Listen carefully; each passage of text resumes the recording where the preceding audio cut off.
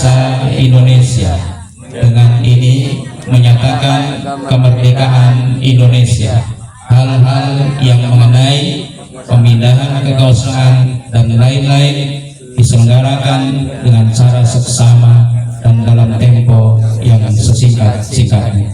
Jakarta, 17 Agustus 1945, atas nama. Kalian bertemu kembali dengan kami di channel Hobi Dakwah. Jangan lupa di subscribe ya. Terima kasih. Sekelompok orang yang ingin mengaburkan sejarah Indonesia.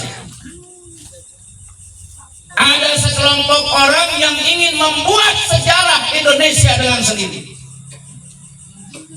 Bahkan bukunya sudah dicetak, sudah masuk ke sekolah.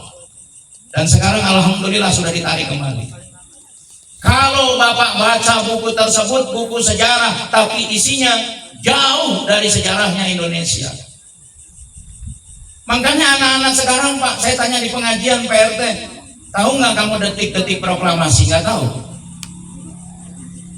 Detik-detik proklamasi, Pak, nggak tahu. Bayangin Bapak Ibu. Gurunya ngajarin apa? Makanya wajar, Pak, orang-orang yang nggak senang masuk Indonesia. Ya, mereka membuat sejarah sendiri, mengatasnamakan Indonesia. Karena mereka secara perlahan ingin menguasai Indonesia. Dan sekarang udah ada di sekitar kita, Bu. Ibu jangan diem aja. Masa anak nggak tahu detik-detik proklamasi? Nama-nama hari ini Najwa Somehere. Come here. You understand? Tolong perhatikan. Bu, ini khususnya anak-anak bangsa semuanya, Vira, perhatikan. Detik-detik proklamasi. Kita mengulang aja Pak ya, biar anak-anak kita paham. Saya akan mulai dari Jepang. Pak Selamat dari Jepang? Udah pernah ke Jepang? Kasihan anak. Bu, saya akan mulai dari Hiroshima.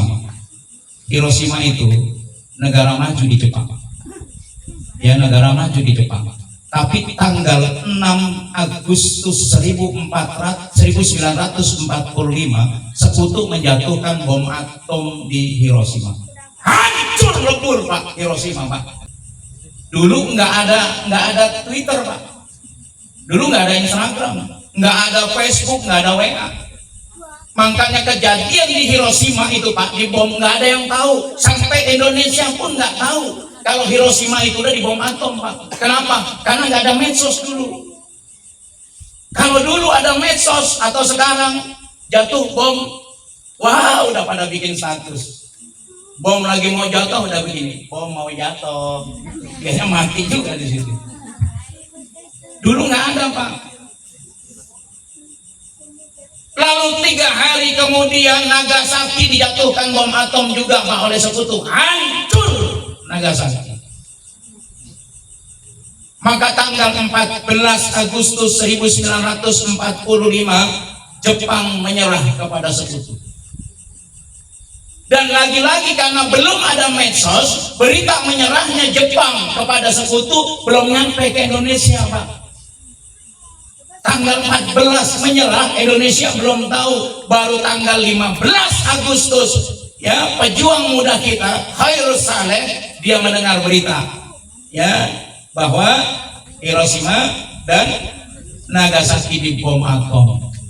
Maka Pak Khairul Saleh ini buru-buru nemuin temannya, ya, ada yang namanya Sukarni, lalu yang pejuang tua, ya, Mr. Ahmad Subarjo, lalu ada lagi Wikana.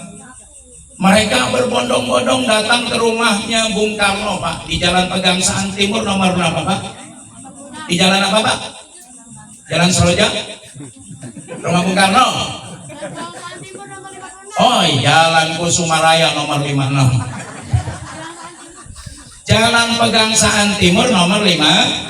Pemuda datang, Pak, bilang begini, Pak, ya, Khairul Saleh, Bung Karno, kita telah mendapatkan kabar yang baik bahwa Jepang sekarang sudah menyerah. Bung, cepat merdekakan Indonesia hari ini juga. Soekarni Pak yang masih muda ngomong lagi sama Bung Karno, Bung Karno, merdekakan Indonesia hari ini juga. Kekuatan kami penuh mendukung kemerdekaan ini. Wikana ngomong lagi, kalau Bung Karno tidak memerdekakan Indonesia hari ini tanggal 14, tanggal 15, maka besok akan terjadi pertumpahan darah. Bung Karno marah Pak, disamperin Wikananya, ya disamperin. Kalau Bung mau menjadikan tumpah darah di negara Indonesia, tidak usah menunggu besok, potong leher saya di pojokan itu, hari ini juga. Akhirnya Bung Hatta turun tangan Pak, jangan pada berdebat, jangan merasa diremehkan. Jepang meskipun sudah menyerah, kekuatannya masih kuat Pak. Akhirnya mereka mengerti. Dan akhirnya terjadi apa Bu? Tanggal 16 jam 4 pagi, Bung Karno dan Bung Hatta beserta istrinya Bung Karno, ya Ibu Fatmawati Guntur, waktu itu masih kecil Pak, belum kenal saya beliau, diculik oleh para pemuda, dibawa kemana Bu? Ke Rengas Dengklok, Kerawang. Jam 4 pagi Pak RT belum bangun, mungkin nggak tahu.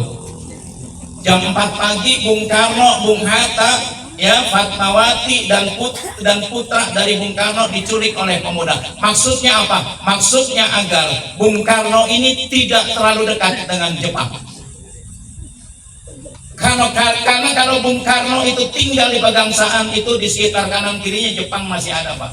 Makanya Bung Karno nggak berani. Akhirnya diungsiin ke Kerawang, Rengas Dengklok. Di sana didesak lagi Pak, merdekakan sekarang Bung, merdekakan sekarang Bung. Tapi Bung Karno nggak mau. Di Jakarta, Mr. Ahmad Subarjo bingung kemana Bung Karno. Tanya, akhirnya dapat jawaban ada di Rengas Dengklok. Akhirnya ya Ahmad Subarjo bersama dengan Yusuf Kunto pergi ke Rengas Dengklok. Untuk apa? Jemput Bung Karno. Sampai di sana jam 5 sore Pak. Ini saya cerita ya Pak, ini pengalaman pribadi saya waktu zaman kemerdekaan dulu. Ya ada titik proklamasi. Sampai di sana jam 5 Pak. Ya jam 5 Bung Karno nggak mau dibawa kemari dan ditahan sama pemuda, nggak boleh. Tapi ketika Ahmad Subarjo bilang Indonesia akan merdeka pada tanggal 17 Agustus jam 10. Akhirnya pemuda di sana melepaskan Bung Karno. Sampailah Bung Karno ke Jakarta jam 23 malam, Pak. Jam 11 malam. Cari hotelnya nggak mau ada yang menerima. Karena perintah Jepang di atas jam 10 hotel harus tutup. Akhirnya Mr. Ahmad Subarjo telepon Laksamada Tadashi Maeda. Siapa Tadashi Maeda? Bu, Tadashi Maeda siapa? Warga RT 05. Ya. Jadi Laksamana Tadashi Maeda ini Pak orang Jepang, perwira angkatan laut Jepang yang memiliki perhatian penuh kepada kemerdekaan Indonesia. Setelah ditelepon oleh Ahmad Subarjo, ya Laksamana Maeda meminta silahkan pergunakan rumah saya di Jalan Imam Bonjol nomor 1 untuk diskusi, untuk merumuskan proklamasi. Akhirnya Soekarno dan seluruh pemuda Bung Hatta semuanya mampir ke situ Pak. Di ruang makan disitulah dirumuskan teks proklamasi. Dan baru selesai jam 4 pagi Pak. Jam 4 pagi baru selesai. Dan Ibu tahu nggak jam 4 pagi itu mereka setelah selesai ngapain Pak Roni? Sholat subuh. Sahur. Belum subuh sahur, karena pada saat itu adalah bulan Ramadan Pak. Ya, sambil sahur teks proklamasi diketik Pak oleh siapa? Sayuti Malik dan BM Diah diketik Pak. Habis diketik oleh Sayuti Malik, ini kertasnya diremes-remes, dibuang ke tempat sampah. Sama BM Diah diambil lagi Pak. Tuh kalau BM Diah nggak ngambil kuntelan teks proklamasi, Bapak sampai sekarang nggak tahu tulisan Soekarno kayak apa. Untungnya diambil Pak, disimpan, diselamatkan. Jelas Pak? Bung Karno nemuin yang para tamu yang ada di ruang tengah. Akhirnya disepakati kemerdekaan. Proklamasi akan dibacakan besok pada hari Jumat. Pada hari apa? Pada hari Jumat tanggal 17 Agustus 1945 bertepatan dengan tanggal 9 Ramadan. Jelas Pak? Nah, tibalah di tanggal 17-nya. Oh, siap-siap Pak. Mau ngadain pembacaan teks proklamasi. Udah ya Bu? Udah lapar Pak? Pak Ali udah lapar belum? Ya? Ya.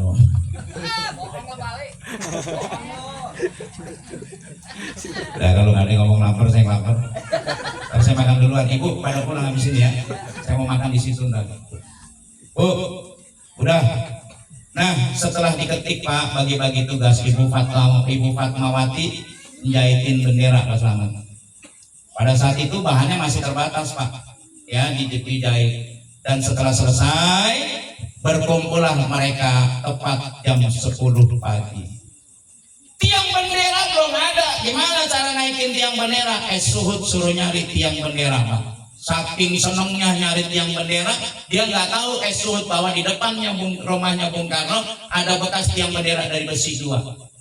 Tapi dia malah pergi ke belakang ngambil bambu Pak yang panjang, lalu ditancepin di depan rumah Bung Karno. Padahal di situ ada besi, nggak ada yang tahu.